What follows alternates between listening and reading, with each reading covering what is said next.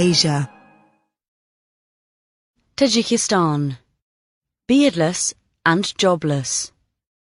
A crackdown on observant Muslims intensifies. The young Tajik man does not want to leave home, despite his mother's assurance that he looks fine. The day before, he had sported a curly black beard, just like his friends from the mosque. But the police had frog-marched him and other bearded young men to the barber shop, where their beards were shaved off. A few of the onlookers laughed, but, once out of the police's sight, many more grumbled. Such scenes have become increasingly common in Tajikistan, a landlocked country of 9 million bordering Afghanistan and China.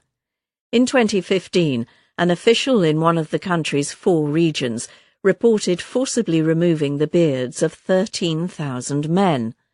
Con men have started selling certificates, complete with photographs and official-looking stamps, permitting holders to grow a beard. Initially, the Tajik government blamed the crusade against beards on local police, but it now admits that it instigated the practice to curb religious extremism. Shaving beards is just one tool the government uses to suppress Islam, even though more or less the entire population is at least nominally Muslim. In 2015, it closed more than 160 headscarf shops. Last year, it outlawed Arabic-sounding names. Earlier this year, it prohibited the production, import or export of religious books without permission.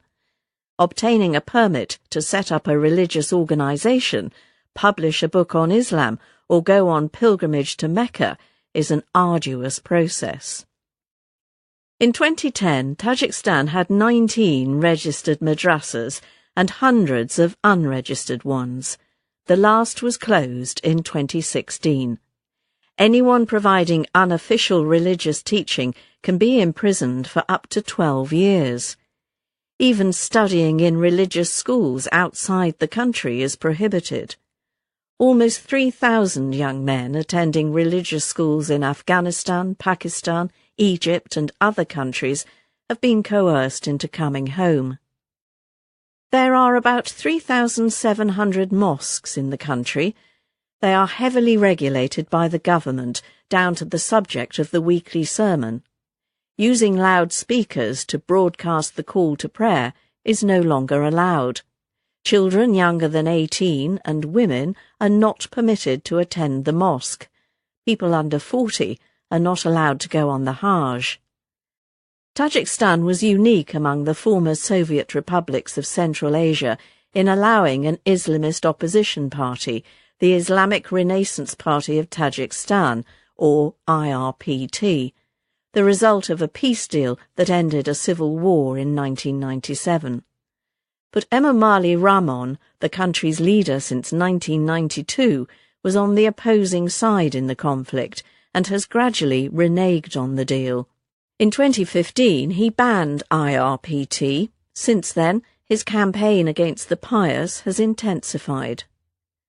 The repression inevitably has helped to radicalize devout Muslims. More than 2,000 Tajiks are reported to have joined Islamic State. The former commander of an elite police force, Gulmurod Halimov, is their most prominent recruit. In a YouTube video, he threatened to return to Tajikistan to establish Sharia, or Islamic law. Earlier this month, Russia claimed that he had been killed in an airstrike in Syria.